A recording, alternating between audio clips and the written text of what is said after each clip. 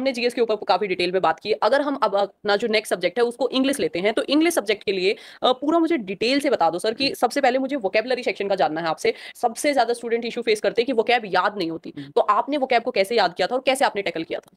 Vocab का मैं आपको बता देता हूँ कि स्टार्टिंग में तो ये था कि इतनी वोकैब कैसे याद करूँ, 6000 वर्ड है तो 7000 वर्ड है। टॉपर के मैंने इंटरव्यू देखे तो ये उसमें लगा थी ब्लैक बुक एक निकल के आई थी कि ब्लैक बुक से कर रहे हैं सब, ब्लैक बुक में ले आया था। फिर ये लगा कि ब्लैक बुक में तो हिंदू की भी वोकैब दे रखी है, वो भी दे रखा है, ये भी दे रखा है। उसमें मैंने 1+7+30 एक तो ये रूल लगाया था वोकैब में कि 50 वर्ड में करूंगा आज, कल अगले 50 पे जाने से पहले चाहे 10 मिनट लगो 15 मिनट लगो, पिछले 50 मुझे जरूर ही देखने हैं कि मैंने क्या पढ़ा था। जो संडे है वो कंप्लीट रिवीजन के लिए रखता था मैं, क्योंकि मेरे 300 वर्ड हो जाते थे, 300 में रिवाइज करता संडे वाले दिन।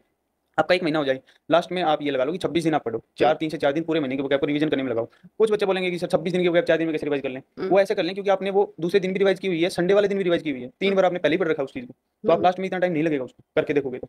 दूसरी चीज ये, उसमें सब कुछ नहीं पढ़ना आपको, वोकैब में आपको सब कुछ बिल्कुल भी नहीं पढ़ना। बहुत बच्चों के मेरे डाउट आते हैं सर वोकैब में क्या पढ़ना है, ब्लैक बुक से क्या पढ़ना है। उसमें मैंने जो किया था मैं बता देता हूँ आपको। ईडीएम मैंने पूरे किए थे, मोस्ट रिपीटेड भी किए थे मैंने, लेकिन पूरे किए थे मैंने, जो 1500-1600 ईडीएम उसके पूरे किए थे, मैंने पूरे किए थे 1500-1600।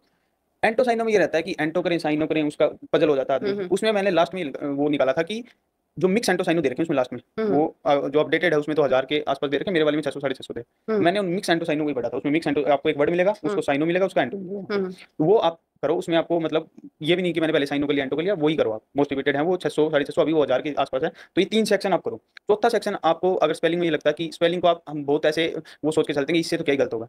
ब्लैक बुक में लास्ट में 200 मोस्ट रिपीटेड स्पेलिंग दे रखे हैं, सारी मत करो आप, सारी ना तो आपसे होंगी और वो हो जाओगे आप। जो वर्ड कर रहे हो उनकी साथ के साथ देखते चलो स्पेलिंग वगैरह, और जो मोस्ट रिपीटेड है 200 उनको देखो 2 से 3 बार, उनको देखो स्पेलिंग को, मैं बताऊंगा आपको, उनकी हेल्प होती है, बहुत अच्छी हेल्प होती है उनसे। तो आपने जो रिसोर्स यूज किया था वो कोई यूट्यूब से भी आपने पढ़ा था या फिर सिर्फ आपने कोई बुक यूज की थी वोकेबलरी के लिए? वोकैबुलरी के लिए बिल्कुल बुक यूज की थी मैंने और कुछ भी नहीं किया। बुक कौन सी यूज कर रहे थे आप? Black book. Black book use कर रहे थे, तो सिर्फ और सिर्फ आपने ब्लैक बुक से वोकेबलरी को अपना कंप्लीट किया।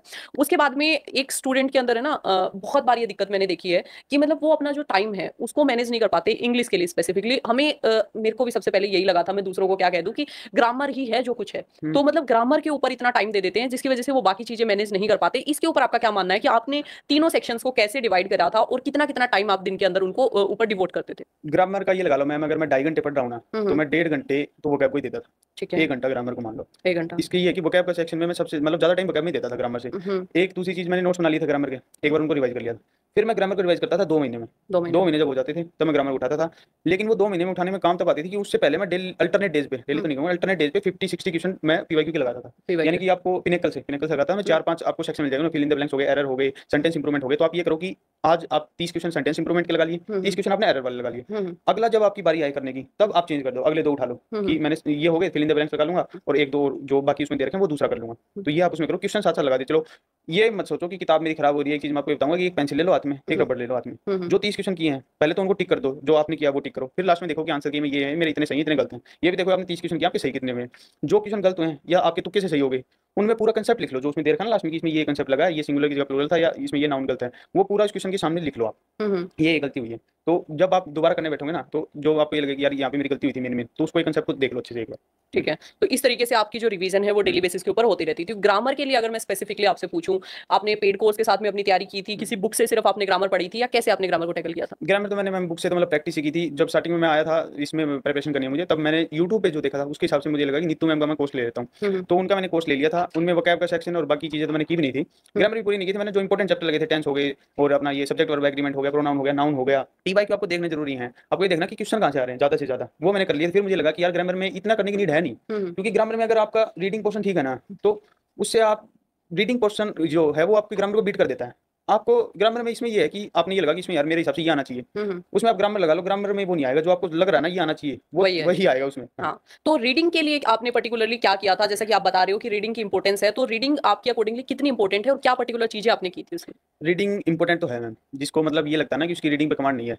मुझे पर्सनली ये लगता था कि मेरी 70-80% कमांड है उस पर। तो मैं और एक चीज मैं आपको बता दूं कि कई लोग ये कहते हैं कि आप न्यूज़पेपर पढ़ो, हिंदू न्यूज़पेपर पढ़ो, वो पढ़ो, उसका कुछ भी इंपॉर्टेंस नहीं है इस एग्जाम में। जो एग्जाम डिमांड करता है वही चीजें करनी है आपको। आप न्यूज़पेपर हिंदू उठा के बैठ जाओगे, उसमें जो वोकैब यूज करते हैं वो एसएससी ने आज तक जिंदगी में नहीं पूछी है वो चीजें। एसएससी का आप एग्जाम देख लो, पीवाई की बहुत ईजी क्वेश्चन आते हैं, हिंदू की वोकैब आप देख लोगे उसमें आपको हर वर्ड गूगल करना पड़ेगा। हाँ, तो वो चीजें मत करो। आपको अगर रीडिंग स्टार्ट करनी है ना, आप कोई अच्छी सी नॉवल देखो, फिक्शनल नॉवल देखो स्टार्टिंग में, जिससे आपको थोड़ा इंटरेस्ट बने, जिसमें लैंग्वेज भी अच्छी हो। तो जैसे कि चेतन भगत हैं, तो उनकी भी 1-2 नॉवल अच्छी हैं, क्योंकि उनकी अच्छी हैं क्योंकि वो अपनी वोकैब में लिखते हैं, हिंदुस्तानी वोकैब में लिखते हैं, वो इंग्लिश वो जो बाहर की इंग्लिश चलती है उसमें नहीं लिखते हो। तो आप उनसे स्टार्ट करो अच्छी एक बार, फिर धीरे धीरे आप लेवल बढ़ा सकते हो। लास्ट में आपको, मुझे तो नीड लगती नहीं है हिंदू न्यूज़पेपर की, लेकिन फिर भी आपको फोमो होता है तो आप 1 महीने पढ़ के देख लो। ओके, अगर इस चीज के ऊपर मैं ऐड करना चाहूँ तो शायद आपने पता नहीं चेक किया था या नहीं किया था, मैंने एक बार एक्सपेरिमेंट विद ट्रूथ पढ़ा था, एम के गांधी की जो बायोग्राफी है। कुछ लोग होते हैं कि हाँ भाई हमारा नहीं बहुत ज्यादा रिजेंबलिंग होती है, आइडियोलॉजी और बाकी सारी चीजों को इग्नोर करके अगर आप सिर्फ और सिर्फ उनकी एम के गांधी की जो बायोग्राफी है उसको पढ़ोगे तो वहाँ एसएससी के जो वर्ड्स है ना मोस्टली वही वर्ड उस बुक के अंदर यूज हो रखे हैं,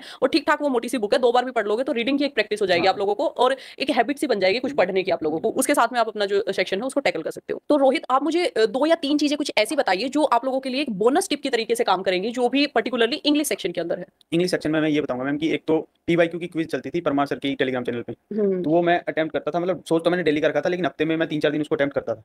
एक तो वो हो गई क्विज। दूसरी चीज, जब आप मॉक लगाते हो ना, तो मॉक में मैंने एक अलग से ही कॉपी डाल रखी थी इंग्लिश के लिए स्पेसिफिक। उसमें अगर कोई ग्रामर में मेरी चीजें गलत हो रही हैं, कोई रूल है, ये लगता है कि मैंने पढ़ रखा है लेकिन उस टाइम पे याद नहीं आया मुझे, तो वो रूल लिख लिया मैंने। ये लगता है कि वो रूल तो है ही नया, मैंने तो पढ़ा ही हुआ नहीं, तो वो भी लिख लिया मैंने। वो कैप भी ऐसी हुई जो नहीं आई हुई, तो वो लिख ली। उससे रिलेटेड क्या करना है, जैसे प्रोनाउन से कोई चीज गलत होगी आपकी, वो तो लिखना ही आपको। अपने नोट्स उठाओ, ये देखो कि इससे रिलेटेड और क्या चीजें हैं, मतलब कुछ वर्ड्स आपको 1-2 वर्ड ऐसे मिलेंगे जिसमें कि आगे सिंगुलर यूज होगी वर्ब जो है, और किसमें प्लूरल होगी, तो उससे रिलेटेड आपको एक पूरा कंसेप्ट मिल जाएगा कि ये चीजें हैं जिनके साथ ये चीजें यूज होंगी, तो पूरा लिख लो एक साथ। आप उसको महीने के लास्ट में या कभी भी आपको कंफर्टेबल लगे आप उसको रिवाइज करो, मॉक एनालिसिस के नोट्स को। यही बहुत बार स्टूडेंट्स एक गलती कर देते हैं, और मैं आपसे इसके ऊपर एक अच्छी क्लैरिटी चाहूंगी कि ये जो लिखना है और ये सारी चीजें हैं ये कब शुरू करनी चाहिए। अब जैसे मेरे जैसा कोई बोलो बच्चा लिखना पहले दिन से शुरू कर दे तो मैं तो कॉपी भर लूंगी, क्योंकि मुझे तो 50 के 50 क्वेश्चन नहीं आते। तो ये कब हमारी ये स्टेज आती है कि हम इन क्वेश्चंस को लिखना शुरू कर दें और इस तरीके से जैसे आप बता रहे हो उस तरीके से करना शुरू कर दें? नहीं, ये बहुत ही मतलब अच्छा क्वेश्चन पूछा मैम आपने, कि मैंने बहुत से इंटरव्यू देखे और बाकी चीजें देखी, बोलते हैं कि 20 से 30% आपका सिलेबस हो गया, आप मॉक शुरू कर दो।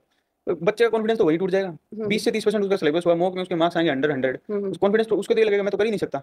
मैंने क्या ऑलरेडी आपको आता ऑलरेडी आता था। तो कहीं ना कहीं रोहित का जो बताना है उसके अकॉर्डिंगली कि जब आपने 60 to 70% एटलीस्ट कर लिया उसके बाद में लिखना शुरू करो, ना कि कॉपी पे कॉपी भर दो और फिर वो लास्ट में रिवाइज ही नहीं कर पाओ उसको। वो अरेंज ही नहीं कर पाओगे आप कंसेप्ट। हाँ रोहित, जब मैं अपनी पढ़ाई कर रही थी उस टाइम के ऊपर मैं एक यूजुअली प्रॉब्लम फेस करती थी कि जो नोट्स हम बना लेते हैं मॉक के क्वेश्चंस जो गलत हो गए या वट जो इकट्ठे तो हो गए, एक कॉपी इतनी सारी बना ली मैंने 8, 10, 50 जितने भी पेज हो गए, लेकिन उसको रिवाइज नहीं कर पाती थी मैं। तो उस चीज के लिए आपने पर्टिकुलरली क्या यूज किया था? उसके लिए मैंने तो ये यूज किया था मैम कि जो महीने के लास्ट में जो रिवीजन का मैंने 3-4 दिन का फेज रखा हुआ था, उसमें मैंने उनको भी इंक्लूड कर दिया था कि ये मुझे कर। लेकिन मैं ज्यादा नोट्स, मतलब ये नहीं था कि मैंने जो पूरी मैथ है मेरी, पूरे मॉक एनालिसिस के मेरे सिर्फ 50 क्वेश्चन बने थे। 50 क्वेश्चन जो कि मेरे 10 से 15 पेज में आ गए थे क्वेश्चन, वो 50 इसलिए बने थे क्योंकि मैंने मेन जो बेसिक कंसेप्ट है वो तो कर ही रखे थे। मॉक एनालिसिस में बेसिक कंसेप्ट नहीं लिखने आपको, बेसिक कंसेप्ट आपको आने चाहिए पहले, तभी आप मॉक की तरफ जाओ।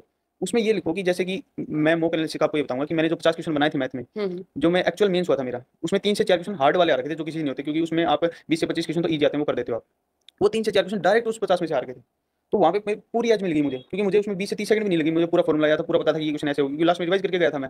और तो ये जो मॉक एनालिसिस के नोट्स है ना आपको, ये आपको महीने के लास्ट में करना, और जब एग्जाम देने जाओ आप बाकी चीजें छोड़ दो। लास्ट में ये रहता है, एक चीज ये भी रहती है कि मैं क्या क्या पढ़ूं, इतने नोट्स हो गए, इतना वो हो गया। एग्जाम देने से पहले आप 2 दिन पहले सिर्फ मॉक एनालिसिस के नोट्स पढ़ो, वो मोर देन इनफ रहेंगे आपके लिए, क्योंकि आपकी गलतियां वही हैं। गलतियां अगर आपने पकड़ ली कि ये गलती होती है मैंने रिवाइज कर लिया, चलिए मिस्टेक नहीं होंगी, वो सबसे मतलब इंपॉर्टेंट चीज मुझे लगती है इसमें। हमने इंग्लिश के बारे में भी काफी डिटेल में बात किया, अभी हम जो नेक्स्ट सब्जेक्ट है वो मैथ्स।